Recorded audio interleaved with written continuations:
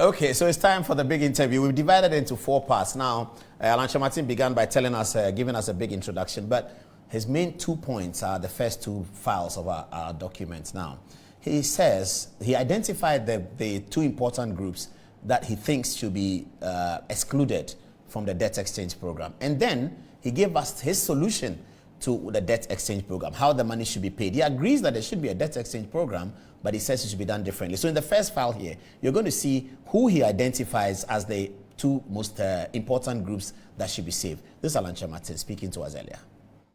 Now, the domestic debt also has a number of, I would say, creditors who are involved. We have individual bondholders, and we have individuals who are involved in what is called collective investment schemes.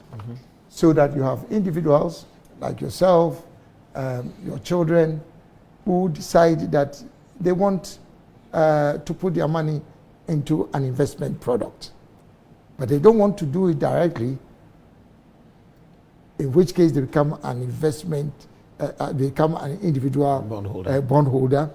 But they do it through institutions, investment management firms, who put together individuals and then, let's say, do an investment on their behalf. But remember, on the behalf of all of them, the aggregate of yes, the aggregate. So that's why it's called a collective investment scheme. But remember that behind that curtain, there are still individuals. Yes, they are. Tailors, carpenters, people from all walks of life. So these 2 groups, the individual bondholders and those that are engaged in the collective schemes, in my view, are vulnerable.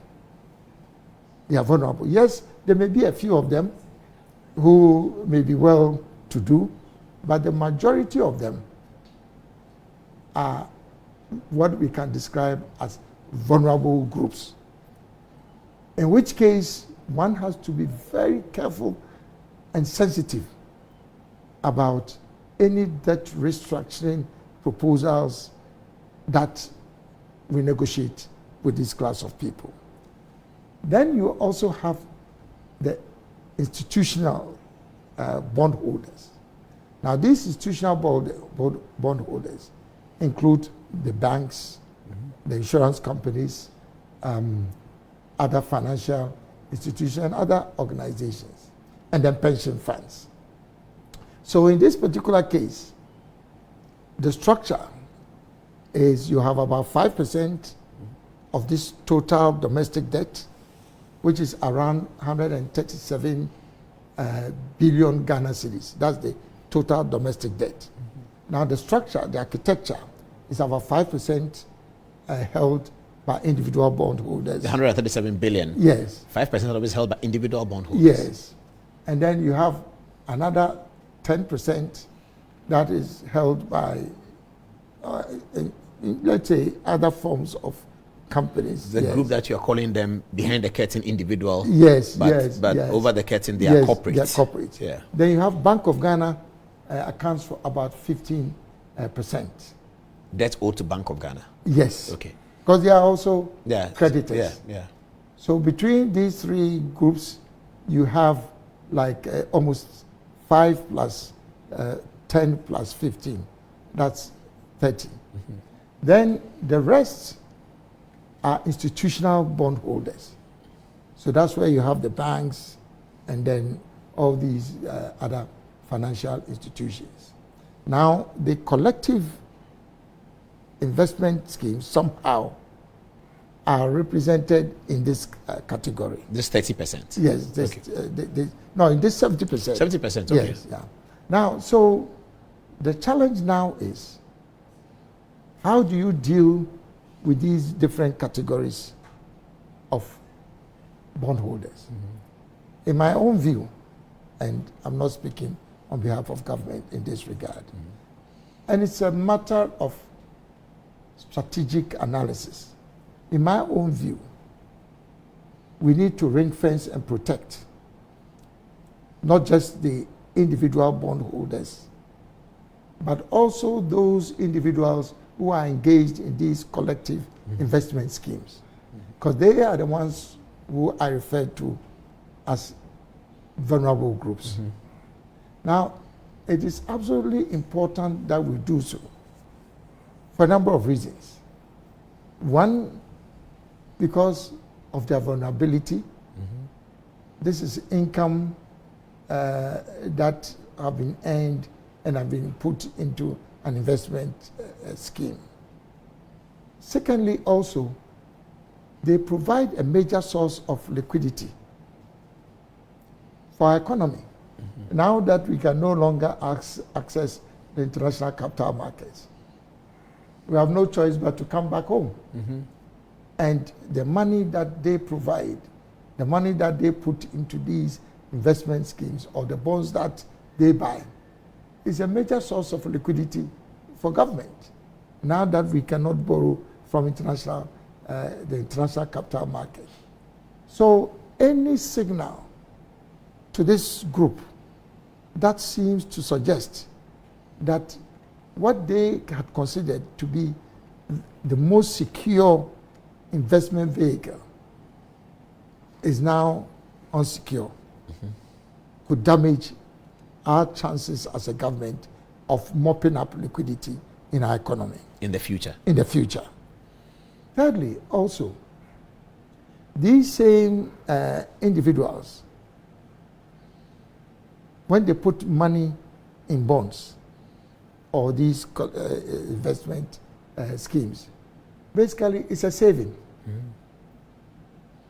Instead of putting the money under their mattresses, they are putting their money in, let's say, secured instruments.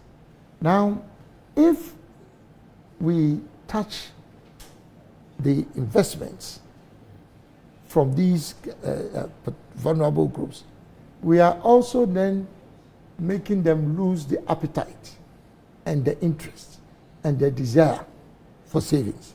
And that's the most dangerous thing that could happen to any country, where people start losing interest in saving. And already our domestic savings ratio to GDP is very low. And in the matured economies, is the savings from individuals that really provides the liquidity for them. So whichever way you look at it, in my own view, in the architecture of dealing with these different categories of creditors, your best bet is to ring fence and protect the individual bondholders and also those in the investment in the second category, in the collective second investment. Okay. So then it leads us on to, so which other category do you want us to touch now? Yes. The case is obvious, because together, that's between the individual bondholders and then those under the collective scheme, you're not talking about more than 15% of bondholders. The majority of them, from the breakdown that I spoke to earlier, are institutions, banks, insurance companies, and other financial institutions. So, in my view, having a debate about including individual bondholders and those involved in this collective investment scheme is creating a platform for very serious negative discourse, which potentially can create a problem for us, both domestically and internationally. So we are better off now in sitting down and engaging our institutional bondholders on what best architecture would help them preserve their liquidity, their profitability, their income levels, but at the same time contribute to Ghana fulfilling our debt restructuring obligations with the IMF. It's very important that we settle that matter first, that we agree that we need to protect and ring fence those categories that I've talked about. You recall that in an earlier decision, I think the Minister of Finance agreed with the labor unions to ring fence and protect pension funds. Mm-hmm. That was a very strategic decision. Mm-hmm. Because although those are institutional bondholders, they are the people within that category belong to the vulnerable groups. Mm-hmm. Teachers, nurses, going to lose their pensions in a debt restructuring program. That, I believe, would have been very unfortunate. Mm-hmm. That's why I think the government took a very positive step in excluding them from this debt. But now you think we should exclude also domestic bondholders in the other category? We should exclude the other bondholders in the vulnerable groups. So then now we are left with how we negotiate with the banks. And remember, I don't want to be giving the wrong signal. Protecting the interests of the banks and others is also very important. Mm-hmm. Because if through this restructuring process, we end up weakening our financial sector, we are getting into a very dangerous economic situation. But because there can be no debt restructuring without what I would describe as loss of income, or what people call a haircut, it is something that we cannot avoid. But having a haircut in a debt restructuring program depends on two things: whose hair you are cutting and the intensity of the haircut. So if we are agreed that we must now focus our debt restructuring negotiations with the institutional bondholders, then the challenge will be, so what kind of formula are you going to use? Currently, the formula that has been put on the table may seem to suggest that there's no explicit haircut. They may seem to suggest that there's no explicit haircuts. But impliedly, there are haircuts, because according to the formula, there is going to be loss of revenue or income occasioned by the formula to these financial institutions. So, for example, the interest, the coupon, they call the coupon, yes, on your bonds are going to be reduced. Mm-hmm. So, for example, there will be no payments on your bonds in 2023 and 2024. And in addition to that, the institutions are being asked to switch their existing bonds to 7 new bonds. Those bonds that were maturing in 2023, they are now being asked to switch on to 7 new bonds, which will terminate in, I think, 2037. Yeah, I get the point you're making. Yes. If I can come in. So you're saying that it's not fair to include individual bondholders. One argument is fairness, and you're making another argument that is even more serious. That in terms of confidence in running the economy, you don't want to do that, because in the future you're going to come back and ask for domestic persons to buy your bonds. Yes. And if you do this, then you are creating a major epochal change where people's attitude towards saving is going to vanish. Yeah, yeah. Okay, but people also say against the individual bondholders that what they signed up for is an investment. And so if these debts were not owed to them by government, and it was owed by Bank X or M Fund or something, And as happened in 2008, as happened before in the world, they come and say that there's a financial crisis globally. And subprime borrowing has crashed in America. Therefore, it's affected things in Ghana. So your money at M-Fund, you will not get it. Yeah. They wouldn't have said anything. But that because it is owed to government, and government is seen as a father, and government is seen as the owner of the purse and the protector of the citizens, they are actually blackmailing government and saying that give us our money when they signed up for something that could have either made them profits or could have made them losses. And so that's where we are. You signed up for something, you could have made profits, but you made losses. You could have made losses when you were signing up. You knew that you may make profits and you may make loss. Now here we are, and then you come to government and say, oh, I won't vote for you. If you don't give me money, I won't vote for you. If it's Goldman Sachs who doesn't need your vote, what will you do? And that's why they can't sue you. The reason why they can't take a legal action is that if they take a legal action, the court will tell them that, hey, you signed up for it. That's also forming part of the conversation. Now, you are a political leader, and your thinking is that, should we look at the document they signed, or should we look at the fairness, the morality, like you're saying, a teacher who has invested this and knows that in 2023, my interest in the first quarter will pay my rent. Interest in second quarter, by that time, BEC results have come. It will take my child to secondary school. Yes, there's free SHS, but not everything is free. You have to buy something for the child.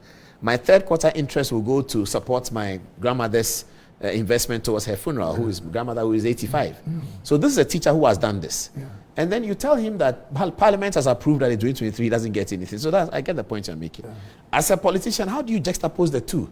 People signed up to a legal document, but government has a responsibility. You are thinking government should rise up to its responsibility. We don't, Paul, we don't have the term sheets associated with these bonds. Yes, not yet. But if we lift the veil, as lawyers, you know, we say, if we lift the veil and we get into the actual details, you may find that it is not as you are painting it. That whether it is government bonds or bonds issued by any external party, that you can just tell somebody you're not paying him to yes, unilaterally, go against your own obligations. If that were the case, then there will be no security associated. Well, the Attorney General has said that they cannot vary the terms unilaterally. Government cannot so vary you're the supporting terms. what... the Attorney General said that clearly. Yes, the government can't vary the terms only in consultation with the people. Yes. Now, government is saying that if you don't sign up for the bond, then you go to the analysis on the table, on the screen.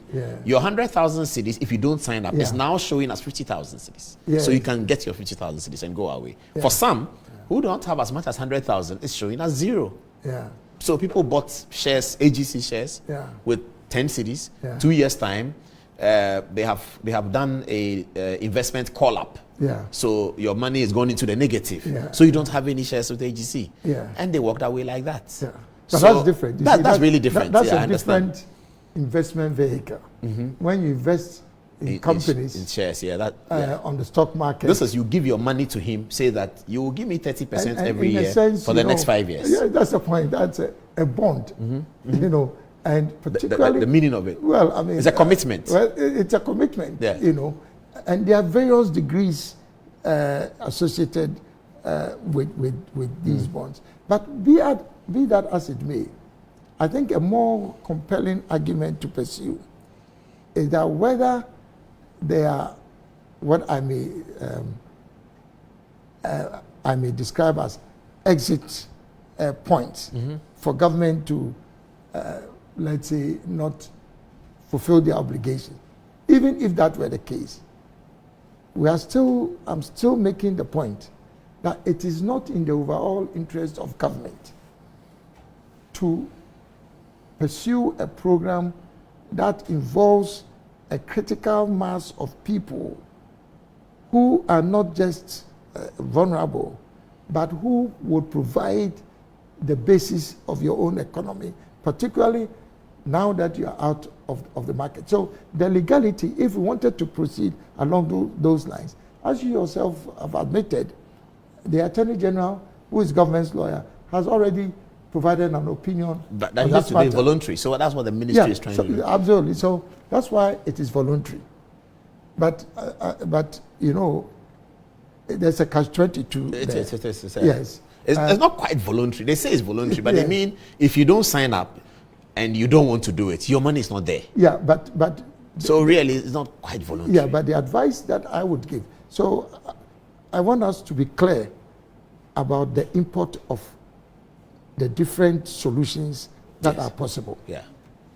So one solution is that based on A, B, C, D, let us protect and ring-fence these vulnerable groups. So that's your solution. Protect and ring-fence individual bondholders and those then the other corporate bondholders. Yes. You are saying those engaged in the collective investment schemes. And you are saying that together, that should be about 15%. Not more. I don't think it should be more than 17, not more than 17% of the 137 billion Ghana cedis. And then you also bring into this group that you are protecting the pension funds.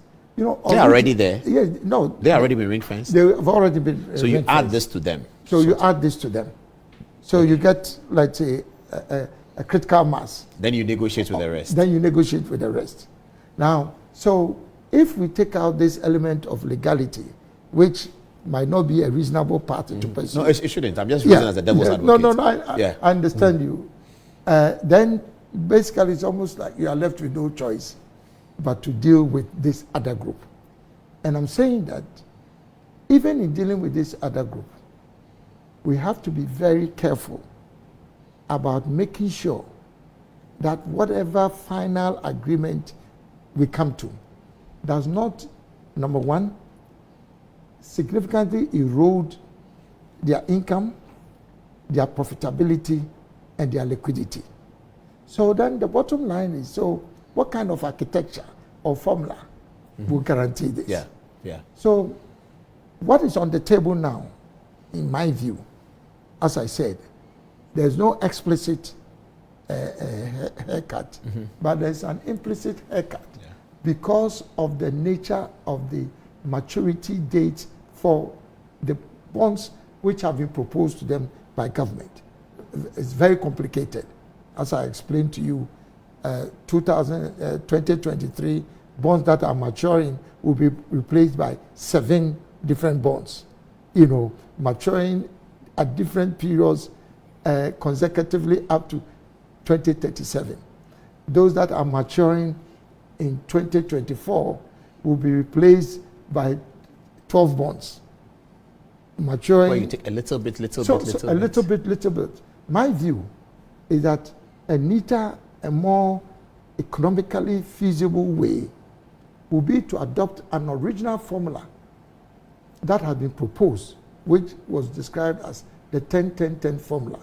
So I'll come to you. I want you to explain the 10-10-10 formula very well. But I also want to ask you that, so the point you are making is, you made the point first that government must come to a 55% GDP to debt ratio. Yes. And so I'm going to be asking you that, do you think that if we exclude all of these and negotiate with the banks the way you want the negotiation done on the 10-10-10 that we're here to listen to, whether you can tell us that after the 10-10-10 is implemented, we'll still be able to achieve 55% of debt to GDP ratio?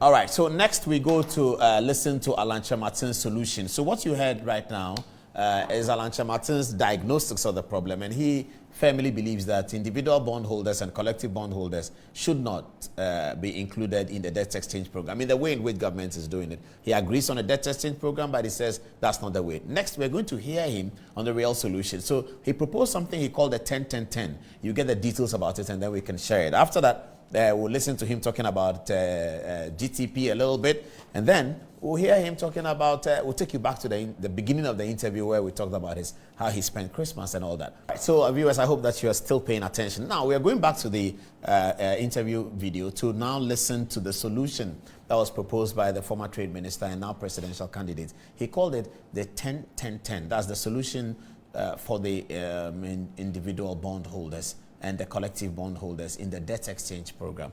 Here's Alan Kyerematen again. Okay, presidential candidate, you talk about, let's get to the solution because that's what people want to hear. So at least your view is that we should save individual bondholders because they are vulnerable, and the collective holders also because they are vulnerable, same way we've done with the pension funds. Yeah. And the big question is, if we do that, are you confident that we can still achieve a 55% debt to GDP ratio? What is the 10-10-10 solution? Well, the 10-10-10 that was earlier proposed was that there will be a 10% haircut on the principal, on the bonds held by the institutional bondholders. And then there will be a shorter maturity period of 10 years. And then also that there would be the 10% interest that is paid on their total bond holdings. So 10 in terms of... So they'll lose 10% of their principal? Yes. Then they will get their interest in 10% fold over the next 10 years? Yeah, they'll get 10%, 10%, which, I mean, is better than no interest. 10% of the interest? Yeah, no, so 10% interest. 10% of the interest? No, 10% interest instead on of whatever zero, they have. Yes, instead of the zero interest. Because there's... Okay, there's zero interest for many years. What is on the table now? Zero for 2023. 0 2020, 0 for 2024. Yeah. And in the subsequent years, 5%. 5, 6, something like that. You know, very complicated formula.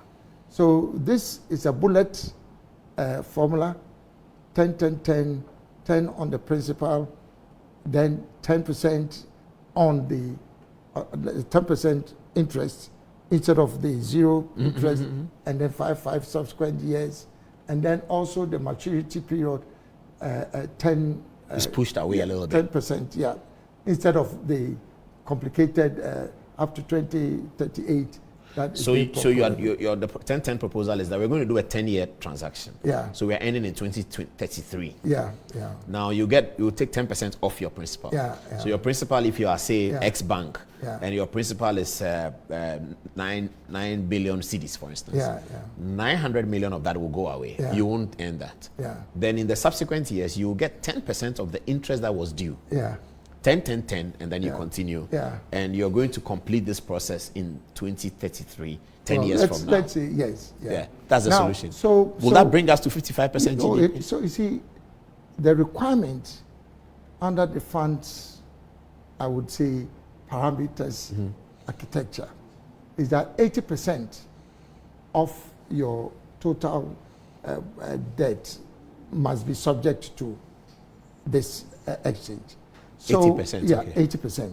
So if, as we are describing, the institutional holders have almost like 70%, and then 10, 15% Bank of Ghana. Bank of Ghana alone is taking about 25% a haircut. You understand me? On their holdings. So if you combine Bank of Ghana and then let's say the banks, insurance companies, and things like that, you would have more than the 80% of the bondholders or the total bond holdings that would have been subject to this debt exchange.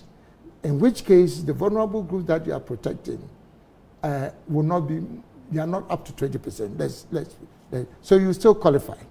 You still qualify.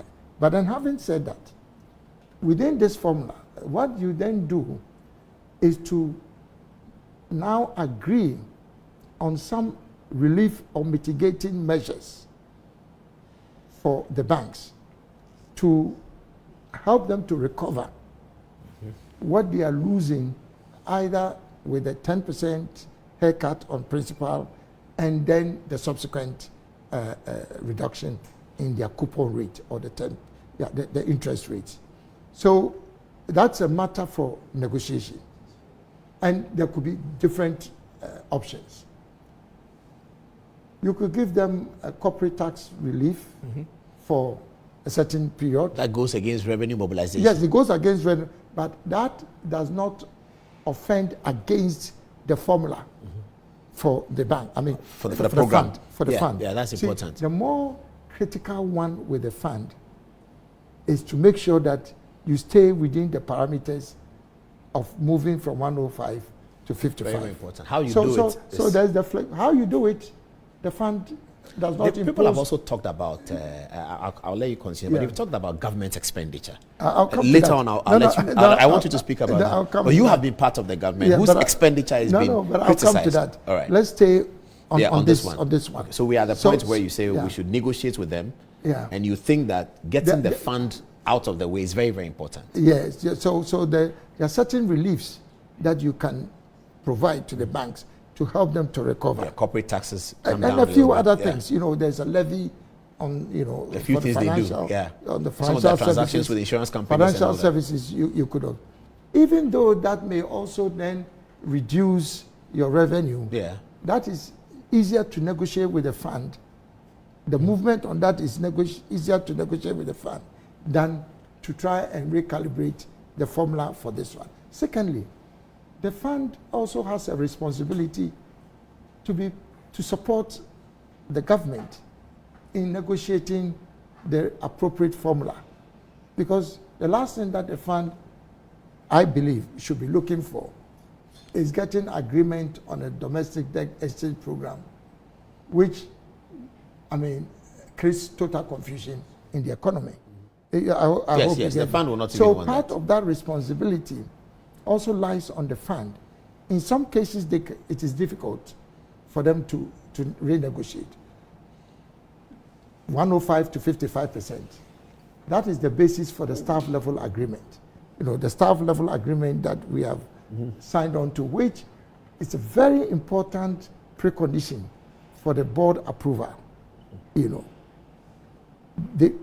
Going down to 55%, it's more difficult to negotiate with the fund than for them to agree to a situation where you are providing reliefs to support the financial institutions who are the subject of this debt exchange program. Number two, we could also request the fund that instead of requesting Ghana to complete this domestic debt exchange program by 2028, which is what they are requesting Ghana to do now, to extend the period, the implementation period, to, let's say, 2030 or 2032. Because then that also does not put too much pressure on the government and on the institutions that you are negotiating with. So then you can play within that. And I feel that that is easier to negotiate with the fund to extend the implementation period.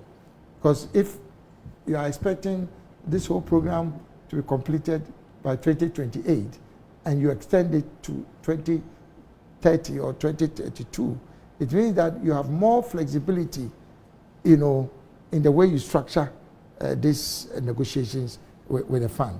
And also, it's fundamental. Look, debt to GDP is what it speaks of, debt and then GDP. It's a ratio. So, yes, once you reduce your debt, if you are able to expand your economy, your debt to GDP ratio would probably improve much faster. Because the economy will expand. Because the economy will expand. And I keep on saying this, I want to reinforce this point, that our president, His Excellency the President, has built a solid foundation over the last 6 years in terms of creating the fundamentals for the economy to grow. A lot of the flagship programs, One District, One Factory, Free SHS, the infrastructure, the roads program, all these are meant to create the basis and the foundation for an expanded economy. So there will be a balancing, a rebalancing of the economy within a matter of 2 years. You trust that? It will happen. You see, because the physical path that we are pursuing with the support of the IMF and the debt, domestic debt exchange program in particular, will bring the country back into equilibrium. The way we were in 2018? Yes, into a pre-COVID level.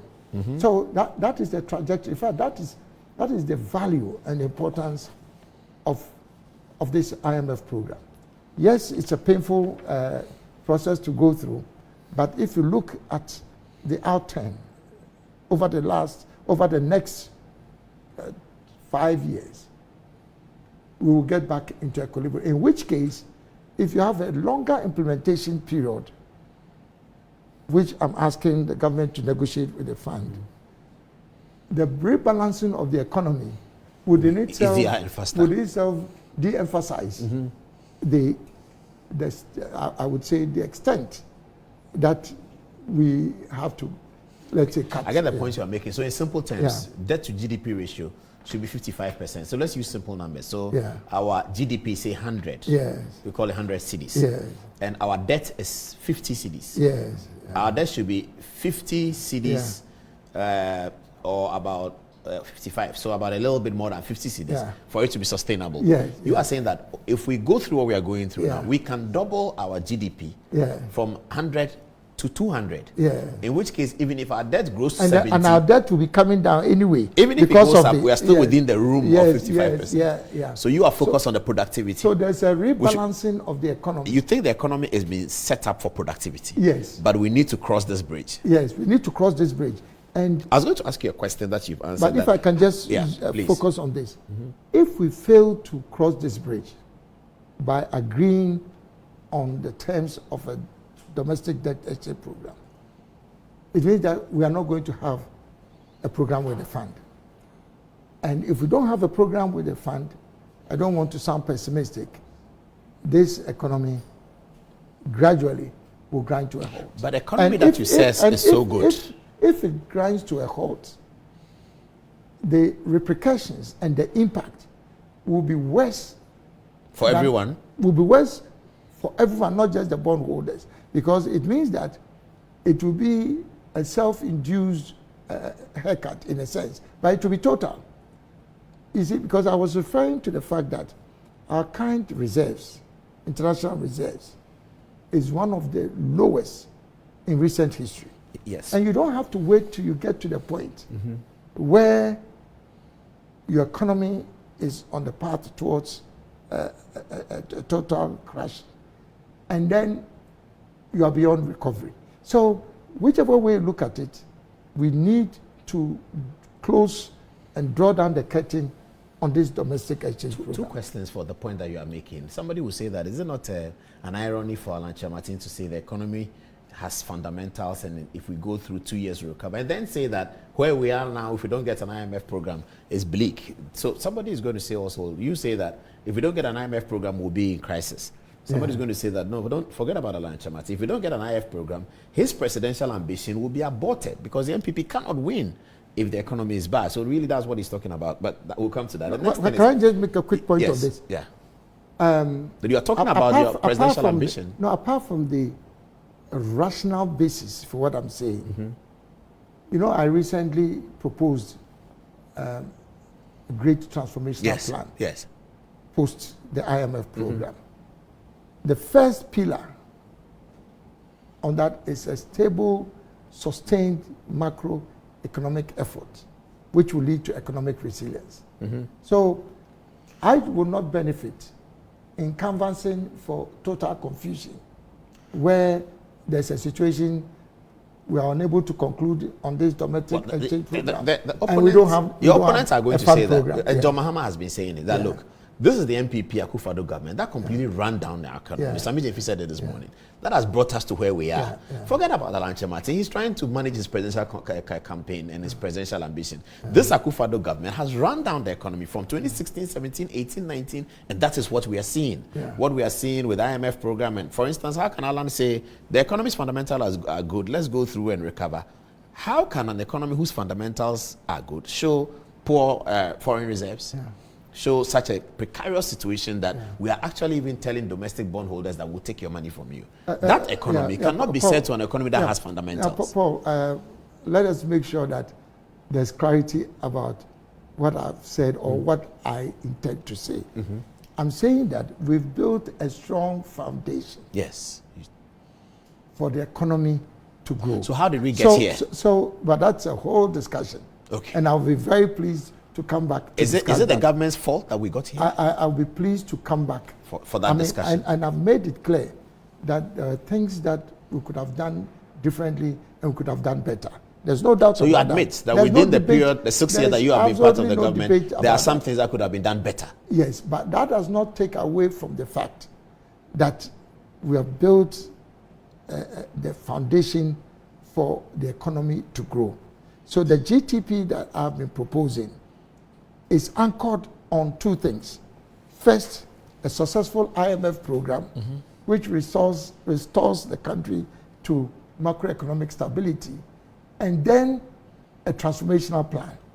There are two elements of that. So if you were talking to bondholders, you'd be pleading with the institutional bondholders to agree on a certain program, but you'd be proposing to them what seems like a better one than what they have before them, which is 10% haircut on principal. You get 10% interest, and then we'll build it on and negotiate with the firm to give us an extended program. You will not implementation period. The implementation period. You don't necessarily have to touch. Right now we have up to 28. Yes. But we can negotiate to get it further. You don't necessarily, because the basis for the agreement with the fund, with the fund, was that bring it down from 105 to 55%. And remember, the 55% takes care of not just the debt, but also all the arrears and contingent liabilities.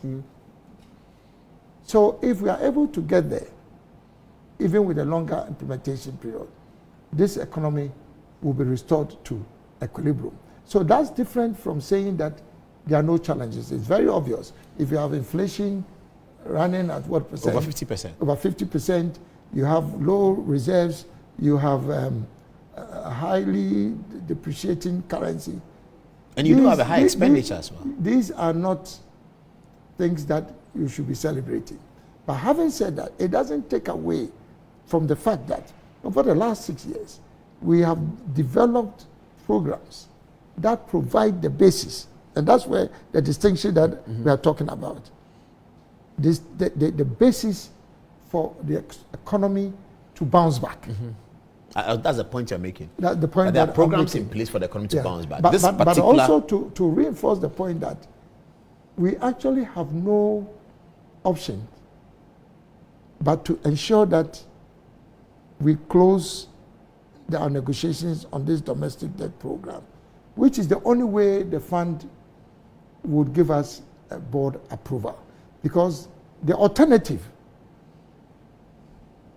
will be something that we cannot contain in this country. Because let's face it, without an IMF program, and the timing is also very important. When you say without an IMF program, do you actually mean without the 3 billion coming into the economy?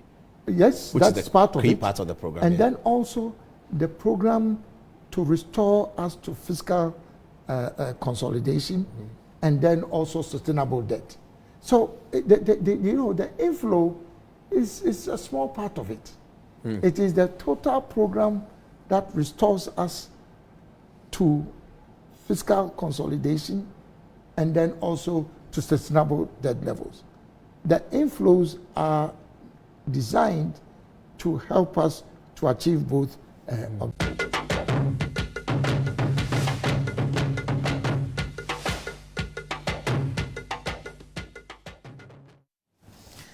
I'm just adjusting my title. Do you enjoy Alan Kyerematen's interview? Well, so now you've heard the solution of the 10-10-10, which is the solution that is designed for government as an alternative. What do you people think about it? We've been reading some very interesting text messages. Karen, let's start with you. Tell us some of them. Berry Makweku says the new agricultural revolution is coming. Job for the people, cash for the people.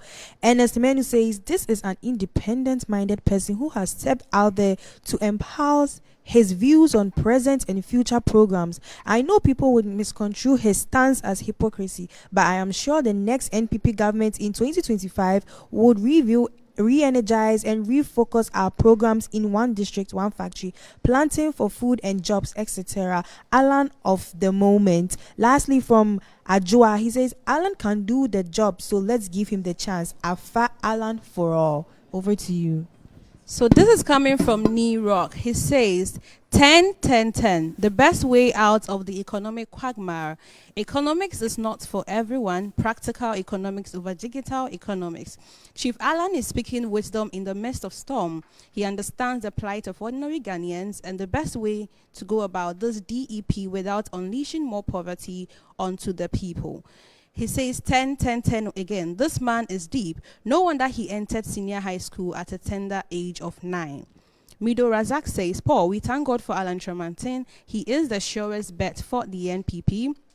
Alan is a whole institution to attend and a course to study. Asari Kingsley Ofosley, lastly, Alan John Kojo Kyerematen really understands the economy. He would be a great and a good president. Over to you, Eunice. Coming from New Rock, he says, speaks like a fool, the fruit doesn't fall far from the tree. Second gentle giant, out of government, but doing big on helping the government out. I can't sleep because Ken Oforiatta must be listening. Ghana will bounce back. And from Nana Yawedu, he also says, the greatest want of NPP now is a man who does not fear to call sin by its right name, a man who is honest, a man who cannot be bought or sold, a man who would be bold enough to be to the stop. I will take this again. The greatest want of NPP now is a man who does not fear to call sin by its right name, a man who is honest, a man who cannot be bought or sold, a man who will be bold enough to stop the looting brigadiers of this country, a matured politician who has taken time to learn from both inside and outside. Alan is a blessing to Ghana. Let all right-thinking Ghanaians support him to be president. And lastly, from Alex to Four, was Alan not part of the government, and what was his contribution to help solve the economic problems confronting the government now? He can't come and deceive Ghanaians with these economic theories. Hamburg, Germany. Over to you, Angelo. Right. So Michael from Ashala just says, hi Paul, it's unfortunate the fundamental problems facing the economy is not being addressed by this government. These entities convert the cities to dollars daily and are sent abroad. The big banks, telcos, importers, mining companies, betting companies, quarry communities, major contractors, the black market operators, etc. In fact, domestication is the solution to Ghana's challenges. And I'll end with a brief exchange on Alan's potential to have solved the problem while he was still in government. Benjamin A. Akowa says, Baba Yakubu, have you read all the minutes of cabinet meetings to ascertain what he said at cabinet? Baba Yakubu responds, you would have done as good if you can tell whether he did that or not, and not ask whether I've read it. Now, this is the message. You know that Alan is not a coward. He definitely spoke out. Indeed, his views would never override that of the vice and the president. All he could do was speak. You must know better. Back to you, Paul. Okay, so that was Alan Kyerematen's appreciation of the problem and his solution. You've seen it. We're going to be put it on social media. But then we also found occasion to ask him at the tail end of the conversation about a little bit about his GTP. There were those who said that Alan Kyerematen's GTP is not anchored on education. There's nothing in about education, nothing in about health. We put that question to him when he came into the studio earlier. So that's the last part of the interview. Alan Kyerematen on GTP. Okay, Honorable Presidential Candidate, you've spoken well. I'm sure that the debate will start and everybody will take a bit of what you said, criticize it, address it, add it. Some will support it. We'll see how it goes. But you mentioned GTP, which excites me, which excited everybody on the night that you published it. Yeah. You've been criticized for ignoring education in GTP, that without education, you can't do anything. Alan Kyerematen didn't say anything about education. Coming from a party that has been flagging free SHS as one of their big flagship programs. You didn't mention education, you didn't mention health in GTP. Yeah. Why? Well, Paul, let me respond very quickly to this. Remember, I've spoken about the great transformational plan. Mm-hmm. It is obvious, or it must be obvious, even to those who do not support this current government, that over the last 6 years, we've initiated major structural reforms in the field of education and the field of health. Mm-hmm. And major structural reforms would lead to transformation. Mm-hmm. So if you look at education, for example, it's not just a free SHS, mm-hmm. It is the new program to support vocational and technical education, the new program to support science, technology, engineering and mathematics, the STEM program, and then also the massive infrastructure that is going on for the educational sector. Mm-hmm. So, to a large extent, the transformation that I'm calling for has been achieved, to some significant extent in both the education sector and then the health sector. the National Health Insurance is a program that is celebrated all over the world. But in addition to that, the Agenda 111, which the president has initiated, it's a major program for transformation in the health sector. So your GTP is anchored on the already existing achievements in education and health. In education and health, I feel that we spent resources on the social sectors, which would then provide the basis for the kind of investments I'm calling for in the productive sectors of the economy under the growth and the Great Transformational Plan. Honorable Alan Kyerematen, thank you very much for your time. And It's a I pleasure. have to say that a lot of youth were happy when you named GTP, because we have had presidential candidates that say they want to be president and they don't tell us with what to measure them. They just come and say, I want to be president. I think the young people don't want that anymore.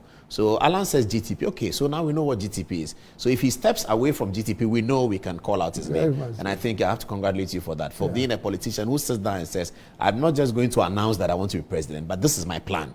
And I think that was very good. And you've set the pace. I'm sure other plans are going to follow so that eventually we can pick the best plan. But I know you'll be traveling around 275 constituencies. Safe travels. Good luck. And hopefully we'll see you again, either in this studio or we'll chase you up to the field and then give you an interview.